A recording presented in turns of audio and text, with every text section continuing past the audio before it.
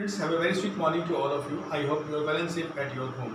जी हाँ प्यारे बच्चों, उम्मीद करता हूँ आप घर पे ठीक ठाक होंगे और रोज का काम रोज कर रहे होंगे। आज हम पढ़ने वाले हैं जी हाँ केंजिन थ्योरी का एक न्यू टॉपिक्स और उस टॉपिक का नाम है इक्विलिब्रियम जीडीपी, या फिर हम कह सकते हैं जीडीपी, क्योंकि आउटपुट होता है, आउटपुट बेचने के बाद इनकम जनरेट होती है। हम स्टडी करने वाले हैं इक्विलिब्रियम जीडीपी, या फिर हम कह सकते हैं इक्विलिब्रियम इनकम। आपको पता है बच्चा, इक्विलिब्रियम कहाँ होता है? इक्विलिब्रियम वहाँ होता है जहाँ एग्रीगेट डिमांड एग्रीगेट सप्लाई के इक्वल होती है, वहाँ पर इक्विलिब्रियम, जहाँ ये स्ट्रक करते हैं वहाँ पर इक्विलिब्रियम होता है।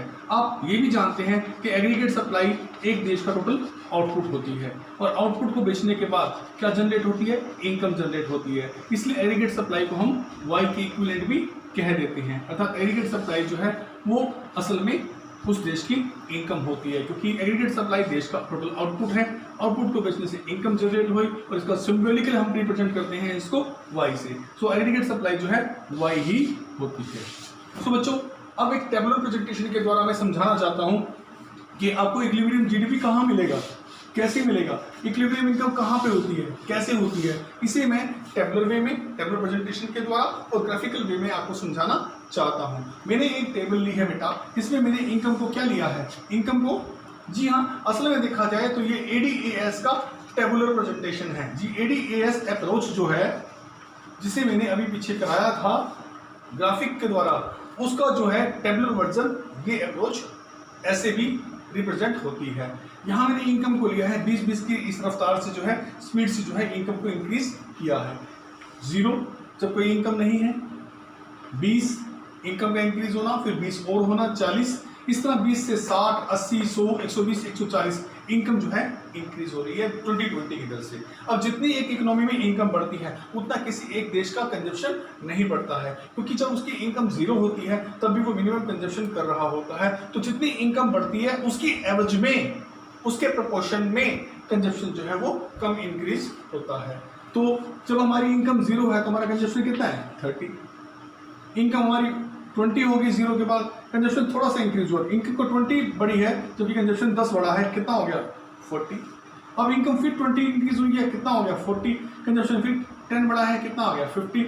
इस तरह से 20-20 करके इनकम इंक्रीज हो रही है और 10-10 करके हमारा कंजप्शन इंक्रीज हो रहा है। इस तरह से जब हम आगे देखते हैं कि जब हमारी इनकम 60 हो जाती है, कंजप्शन हमारा 60 होता है, ठीक है, इनकम हमारी 80 हो जाती है, कंजप्शन हमारा 70 हो जाता है। जब हमारी इनकम ज़्यादा होती है, कंजप्शन कम होती है उसकी तुलना में, तो हमारी सेविंग स्टार्ट हो जाती है बच्चों, ठीक है।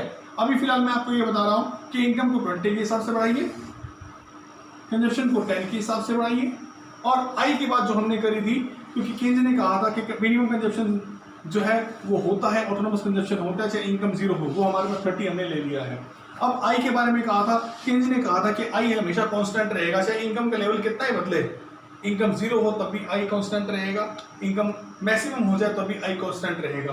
तो 0 इनकम पे भी आई 20 था, 20 इनकम पे भी आई 20 है, 40 इनकम पे भी 20 है। इस तरह से जब इनकम मैक्सिमम 140 है, 140 करोड़ है, ये मैक्रो लेवल है बेटा, मैक्रो लेवल में जो है हम करोड़ों में दिखाते हैं, इकोनॉमी लेवल पर हम स्टडी करते हैं। इस तरह से हर इनकम के लेवल पे जो आपका ऑटोनोमस इन्वेस्टमेंट था वो आपका क्या आ रहा था? कांस्टेंट आ रहा था, वो बिल्कुल फिक्स था 20। अब मेरे बच्चों, आप जानते हैं कि एडी क्या है? Aggregate demand. कैसे आती है एग्रीगेट डिमांड? सी और आई कंपोनेंट के ऐड करने से एग्रीगेट डिमांड रिफ्लेक्ट होती है, आ जाती है हमारे पास। जब इनकम हमारी 0 है, 30 और 20 कितने हो गए? 50, तो हमारी जो एग्रीगेट डिमांड है वो 50 है। इस तरह से 40 और 20, सी और आई को ऐड कर दीजिए, 60, 50 और 20 70, 60 और 20 80, 70 और 20 90, 80 और 20 100। इस तरह से हमारे पास आ गए हैं। तो हमारा इक्विलिब्रियम जीडीपी कहाँ आता है बेटा? इक्विलिब्रियम इनकम कहाँ आती है बेटा? ये रहा आपका इनकम 100, ये रहा आपका इक्विलिब्रियम 100, जहां पर आपका एडी, ये आपका एडी है, एडी कितना है? 100। ये क्या है? वाई। वाई यानी कि हम कह सकते हैं एएस, क्योंकि मैं समझा चुका हूं पर बहुत बार कि एग्रीगेट सप्लाई जो है वो टोटल आउटपुट के बराबर है, आउटपुट को बेचकर इनकम जनरेट होती है, अर्थात एएस जो है वाई के बराबर है, यही आपकी एग्रीगेट सप्लाई है। एडीएस बराबर है तो इक्विलिब्रियम जीडीपी आ गया, एडीएस बराबर है तो इक्विलिब्रियम इनकम आ गया, एक ही बात है, कोई अलग चीज से नहीं है। इसलिए यहाँ पर हम एएस मानते हैं 100, यहाँ पे हमने एडी कह लिया, ये जहां स्ट्रक करेंगे 100 से 100 को, वहां पर जो है आपका इक्विलिब्रियम आ जाएगा। इसे अब डायग्रामेटिकली प्रेजेंट करना चाहता हूं। मैंने नीचे के लेवल पे ओ एक्स एक्सिस पर मैंने इनकम आउटपुट या जीडीपी ले लिया है, यही लिया जाता है बार बार। और यहाँ पर मैं जो हूँ एडी और एएस लूंगा बेटा। आपको मैं एक बात क्लियर कर देता हूँ, एएस की लाइन मैंने आपको बताई थी कि 45 डिग्री पर स्ट्रेट अपवर्ड हो जाती है, तो मुझे यहाँ पर एएस को सीधा रिप्रेजेंट कर देना है कि ये एक देश का जो आउटपुट है उसको पिछले बार इनकम आती है, इसलिए मैं इसको 45 डिग्री पर सीधा रिप्रेजेंट कर रहा हूँ, जबकि एडी में आपको बनाकर इसमें दिखाऊंगा। एडी कैसे बनाएंगे, जब आपकी इनकम 0 है तो एडी की डिमांड कितनी है 50, एडी आपकी 0 की डिमांड कितनी है 50, ये ऊपर से स्टार्ट होगी, ये 0 से स्टार्ट नहीं होगी। उसके बाद जब आपकी इनकम 20 है तो आपकी एडी की डिमांड कितनी है 60, 20 में 60 ये रहा बच्चों। उसके बाद 30, जब आपकी इनकम 40 है तो कितनी है 70, 40 में 70।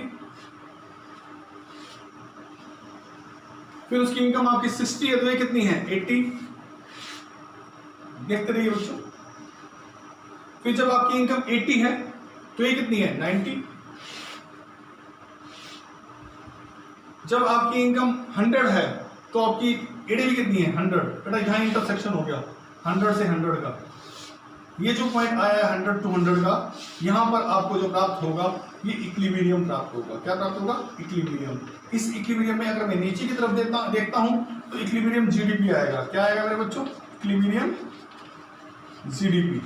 और यही इसी इक्विलिब्रियम जीडीपी को एक अनदर नाम दे सकते हैं, वो इक्विलिब्रियम इनकम होगी। इनकम भी यही है, जीडीपी भी यही है, इक्विलिब्रियम इनकम। ये हमारा डिटर्मिनेशन हो गया जी। और इसके बाद और भी ड्रॉ कर सकते हैं हम। जब हमारी इनकम 120 है तो कितना है 110, 120 है तो कितना है 110, 120 है तो 110, ये थोड़ा सा ऊपर की तरफ चला जाएगा, ठीक है। और इधर है हमारे पास लास्ट में 140, 120।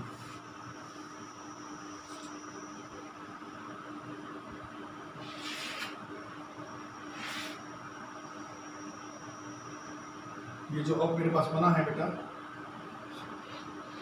ये जो बना है इस तरह से मिलेगा, ये आपके पास एडी आएगा।